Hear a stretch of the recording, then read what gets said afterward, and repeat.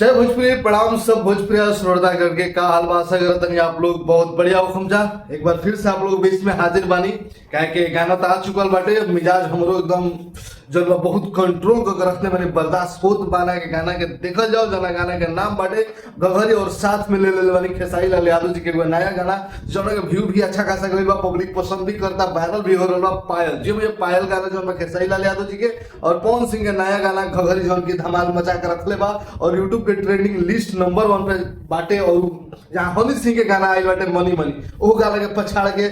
Music section में भी number 1 पे बाटे गाना हम देखनी है। मतलब भोजपुरी का गर्व के बात बा। इतना हमारा अंदर खुशी हो रहा बनू के सब के पूरा टोटल बयान एकदम ओरिजिनल देसी रिव्यू लेके आ रहा बनी बीएफसी न्यूज में। आप लोग जरूर वो रिव्यू के देखम जा और रिएक्शन कर रहा बनी। रिएक्शन आज आप लोग शाम तक देखे मिल जाए और रिव्यू रिएक्शन के साथ साथ एक और चीज के देखे मिल जाए कि आप लोग गाना डिमांड कर दें जा एक चुमाओ दे दो रुमाल में। जी भाई वो गाना जो बा ब्लॉकिंग बा, समझत नहीं। एसएसबी नया कंपनी बाड़ी और नया कंपनी कम सब्सक्राइबर है तो ब्लॉक से कहले बड़ी कि जानते बानी गाना जब आला तो कोई आदमी को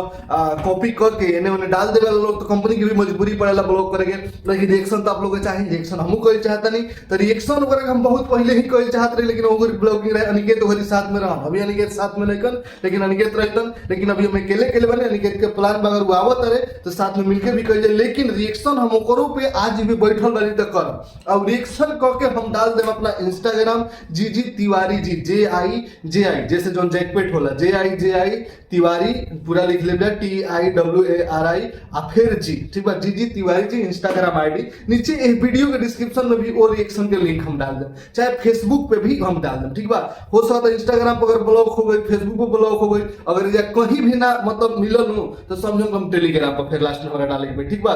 कुछ के लिंक जो बा वीडियो के डिस्क्रिप्शन में दे दें ना तो इहो बता देनी आप लोग आईडी सर्च करम जा ताजे शाम आज वो वीडियो को भी रिलीज कर दे, ठीक बा। काहे रिएक्शन पूरा प्लान बा लेके बैठल माने को गाना ओमे खेसारी लाल यादव जी के भी कोनो गाना के शामिल करम। हां ओमे खेसारी लाल यादव जी के गाना के शामिल करम हाउ वाला बाटे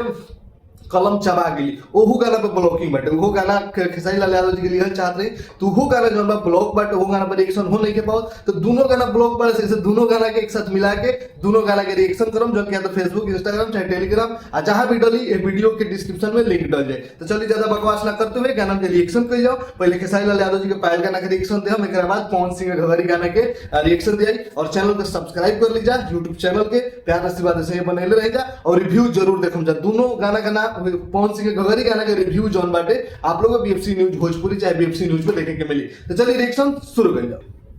आराध्या फिल्म प्रेजेंट गाना हम सुने में बड़ा मजा आएगा। ये गाना हम देख और सुन दोनों ले लेना क्या खेसारी लाल यादव जी गाना में तो देखो सुने रहनी कि गाना सच में मजेदार दमदार लागेला रिएक्शन करे खातिर।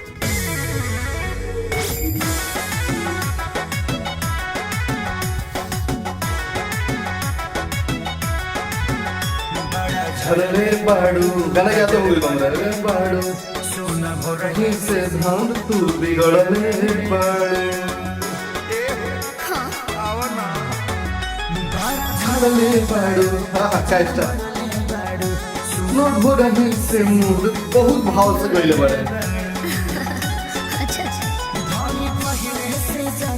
जबरदस्त वीडियो बा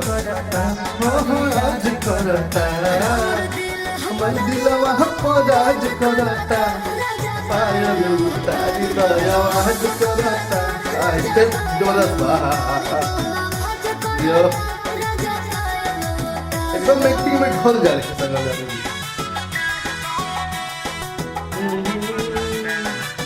बहुत बढ़िया लोकेशन लग रहा है। अच्छा आज तो भोजपुरी गाना के टॉप लेवल पर खेसारी लाल यादव की शिकायत रहे क्वालिटी ना दे लेकिन अब मजा दे रहा है।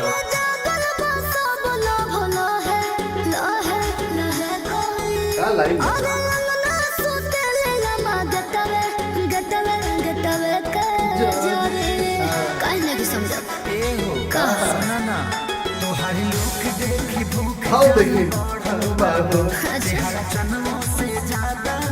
सबसे ज्यादा गाना खेसारी का को बारे गाना हम सुन ले बने अपने प्लेलिस्ट में हमारा जहाज करता हम जहाज करता हमर दिलवा हमको जहाज करता पायल उतारी तो आवाज करता कास्ते पर कुमार सिंह बहुत सुंदर लगा था। राजा पायल उतारी दो। ये डांस को जोड़ा नहीं कर कैसा लगे म्यूजिक वीडियो सब चीज मिले लगा गाना जबरदस्त लागेला।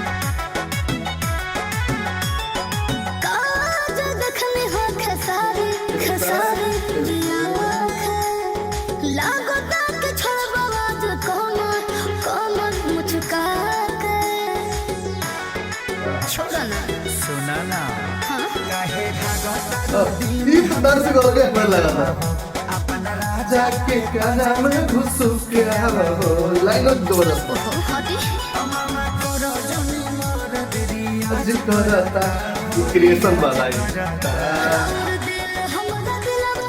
राज करता राजा पायल भाव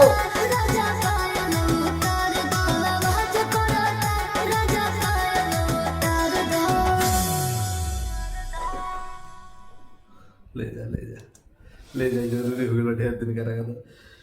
खास जोन बाय गाना के भैया कि गाना में भाव के साथ साथ वो भाव के साथ खेसारी लाल यादव जी डूब भी चुकल बाड़े गाना में जौन तरीका से जौन स्टेप वो स्टेप के नॉर्मल भी तरीका से कर देते जैसे सब कोई करेला भोजपुरी में लेकिन खेसारी लाल यादव जी जब स्टेप करे ले तो करे में डूब जाले भाव में डूब जाले को लाइन का वो लाइन के पीछे कहानी का बा वो लाइन के पीछे कहानी का बा कौना रोल में बाड़े वो खेसारी लाल यादव जी नहीं खान हमने के भले खेसारी लाल देखा जाए लेकिन वो रोल में बाड़े पति पत्नी के रोल में बाड़े वो मोमेंट उस सब में जब डूबे तब निखर के लेवल के चीज आवेला आ गाना वैसे भी खेसारी लाल यादव जब फीमेल वाला भाव के गावे ले जानले जाला भोजपुरी इंडस्ट्री में तो बवाल मचला एक गाना के सच कहते नहीं गाना हम न्यूज बनेल बनी आप लोग बीबीसी न्यूज पे देखम न्यूज बनेल बनी जब आई रहे हमारा न्यूज बनावे के तो गाना में थोड़ा बहुत रिव्यू भी कइले बनी वही घर से गाना जो आज समझ ला एक हफ्ता 4-5 दिन पहले ही गाना हम मतलब गाना के कई बार सुन ले बनी देखिए अब देखो आप रिएक्शन में हम शब्द गा रहल बनी कि हम याद भाव ऑलरेडी गाना के हम सुन ले बनी कई बार देखले के बानी जब न्यूज बनावे के रहे तो गाना के जब भी मालिक कुछ आदमी करो तक ओकरा बारे में न्यूज बना दो तो देखी जरूर ठीक बा तो गाना जबरदस्त बा मिला के जबरदस्त बा टीम के अगर बारे में थोड़ा पढ़ लिया जाओ हमारा नाम हम शायद यादव रहे और गाना जो बा आराध्या फिल्म पे रिलीज भइल गाना के बारे में कोई न्यूज निकल गए देखिए गाना के जो व्यू रुक गई रहे देखिए काहे न्यूज बने रहे व्यू रुक गई रहे तो डिजिटल जे बाड़े क्या नाम हटे डिजिटल सुलभ कुमार जी का तो गाना के सर्च कर जाता है खेसारी लाल यादव जी के नाम लेके चाहे गाना के नाम लेके भी तो गाना सर्चिंग में ना होता है तो अचानक से गाना के व्यू वायरल भी बन गया गाना वायरल इंस्टाग्राम होखे लगा रहे रील भी बने लगा रहे लेकिन यूट्यूब पे दिक्कत आ गई रहे तो टीम जेबा कंपनी से भी खेसारी लाल यादव जी परेशान हो गए तो सुलभ कुमार जी सोल्यूशन के सॉल्व कैले रहन ती न्यूज जोन के निकल के आए सुलभ कुमार जी जे डिजिटल किंग बड़े भोजपुरी के नया डिजिटल किंग कहा रहल बड़े विशाल भारती गाना के लिखले बड़े आर.एस. शर्मा जी म्यूजिक देले बड़े देखिए जोड़ी जबरदस्त चल रहा आर.एस. शर्मा जी और खेसारी लाल यादव जी शिल्पी राजवाल जोड़ी जन बा कंपोजर पप्पू प्रेमी कइले बड़ा वीडियो के बात कर जब पंकज सोनी जी वीडियो डायरेक्शन के बड़ा लकी विश्वकर्मा जी तुमकर स्टेपे से पता चल जाला कि लकी विश्वकर्मा जी की कोरियोग्राफी वाला वीडियो जबरदस्त बा नंबर 1 आज के डेट के भोजपुरी के और सबसे जबरदस्त डायरेक्शन है वो अलग ही स्टाइल के वो अलग ही अंदाज के वो अलग ही तरीका के वो अलग ही जुग उनका राज चुकल बा लकी विश्वकर्मा जी के जब डायरेक्शन करले खेसारी लाल यादव जी के नया अवतार खेसारी लाल यादव जी डांस तक करे में एकदम अवतार लेकिन वो जो बेहतर स्टेप उनका संग करवावे ले लकी विश्वकर्मा जी करवाला सब मिला के गाना जबरदस्त बा A1 बा आप लोग रिएक्शन कैसा लगा नीचे कमेंट सेक्शन में बताइए और कौन कौन खेसारी लाल यादव जी गाना पर रिएक्शन चाहते हैं जरूर बताइए बाकी बताइए हां कि खेसारी लाल यादव जी पवन सिंह के दो गाना जहां आजकल बाड़ी से रुमाल वाला पवन सिंह के खेसारी लाल यादव के जो गाना बाटे जो की डिमांड आप लोग कोई रही कलम चबागी ये दोनों गाना का रिएक्शन करके हम इंस्टाग्राम या अपना फेसबुक जीजी तिवारी जी कहीं भी सर्च करबे त हमर नाम में रिएक्शन में मिल जाई आप लोग ठीक बा त आईडी उडी के फॉलो कर लेम जा अगर कोई जो ना पढ़ पाई जो भी ब्लॉकिंग हो गई होई तो फिर टेलीग्राम पर डालेंगे पड़ी टेलीग्राम जहां भी डालम तो नीचे हम डिस्क्रिप्शन में लिंक दे देम आप लोग देख सकते हैं जय भोजपुरी चली अगला रिएक्शन की ओर पवन सिंह के नया गाना घघरी के रिएक्शन कइल जो बेकरारी जो मतलब भैया हां गाड़ी को हल ही नहीं तो सब गाड़ी तो भोजपुरी को लोग देखल हो जा अब पहला बार अपन गाड़ी को भोजपुरी गाना पेटा करवा जो सबसे बेकरार है गाना तो नहीं बनी तो इंस्टा पर जो लाइन और वायरल होता बिहारी मरद कुछ करके वो लाइन सुनिए गर्दा उल्टी कर काहे ऐसे ताको तारो टुकुर टुकुर हो ताके के मन करे जा हमर धुकुर धुकुर हो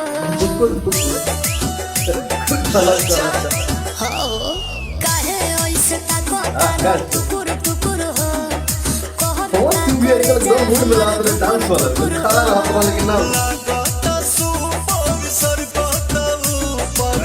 लौके जे गोरे गोरे कामारी घघरी घघरी हर तोर घघरी घघरी घघरी घघरी हर तोर घघरी घघरी घघरी घघरी आइटम तो हिंदी फ्लेवर वाला घघरी है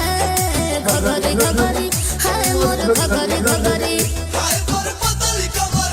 हाय तोर पतली उमर ओए होए हीरो के घायल करे हाय तोर जीरो फिगर पूरी तरह से आइटम सॉन्ग बा एकदम 18 प्लस मोहन बेटा फिर मोहन रश दिया नाच में कमरिया में चोट लगल बा घघरी किन्हे में बड़ी मोट लागल बा तले ले हमरे से दे दे लाख के तू छोड़ बा करोड़ों में जवानी सब धन तोरे पर लिख दे हिबरानी पड़ जाई भारी मरद ये बिहारी लाइन वायरल होता बांध के आइल बानी पगली घघरी घघरी हाय तोर घघरी घघरी घघरी घघरी हाय तोर घघरी घघरी घघरी घघरी पर एकदम मजा आई घघरी घघरी है घघरी है मोर घघरी घघरी इब्राहिम तनी मैच नहीं करो हमरा राय हां एकदम महोदय तो एकदम ऑर्केस्ट्रा लगन में गाना बवाल करे वाला एकदम लाल घगरा लपले बनमा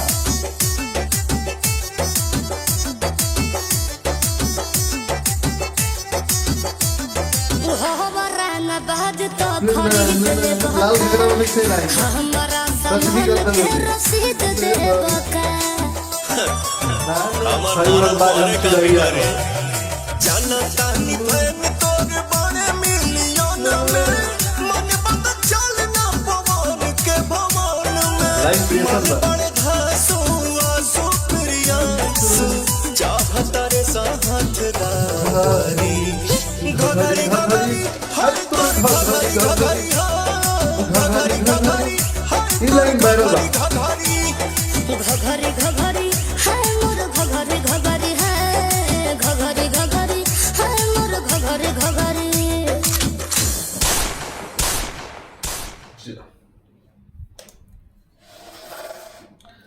गाना जोन में भैया एकदम वही फ्लेवर के बा जो लाल घगरा रहे मुहड़ी प जवानी के बोझल दले मतलब जब अंतरा मुखड़ा में तो भले शायद उतना लाल घघरी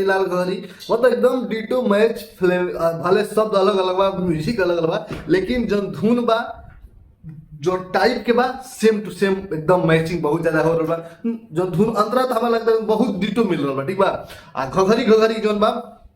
लाइनों तक बा ऐसा लगा था कि सुनल गाना बुझा तो ऐसा कि सुनल गाना पहले से सुनले मिल जा बहुत जबरदस्त बा बवाल बा वो एंट्री सबसे बड़ धांसू रहे एंट्री वो एंट्री के तनी और बढ़ावल जाए हो सकत रहे गाना में तनी जैसे लागल जैसे बोलने एक तो पवन सिंह जो ड्रेस बा ड्रेस तनी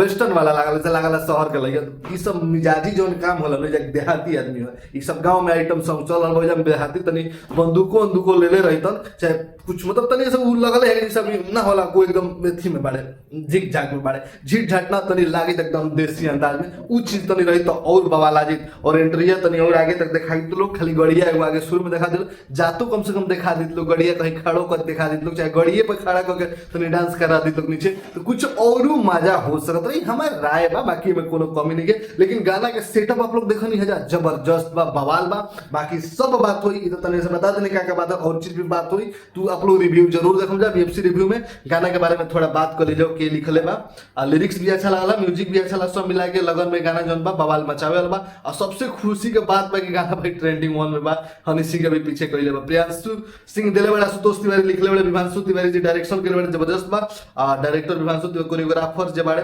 गोल्डी जयसवाल जी मतलब पूरा टीम जो चल रहा बा जो पवन सिंह की टीम चल रहा बा बैक टू बैक जो झकास गाना दे रहा बा इहो लोग दे रहा बा वीडियो बड़ हो रहा बा आप लोग तो रिएक्शन देख ले बन जा भाई ज्यादा बकवास आप लोग ना हम सुनत हैं जा ना हम कल चाहम तो आप लोग हाउ रिएक्शन जो देखे के बता देता नहीं रुमाल वाला जो पवन सिंह के गाना बाटे और खेसारी लाल यादव जी के कलम चबागी दोनों गाने के रिएक्शन जो केले बानी नीचे डिस्क्रिप्शन में लिंक दे देता नहीं अब बाकी ना तो आप लोग फेस नामू देते हैं मान ली भूल गई तो आप लोग फेसबुक इंस्टाग्राम पे आप लोग सर्च करके देख सकते हैं जा अगर वही जो भी ब्लॉकिंग आ गई तो फिर भाई टेलीग्राम पर डालेंगे ठीक बा तो मेरे तो निकला रिएक्शन में तब तक लिए जय भोजपुरी एकता बना के रखी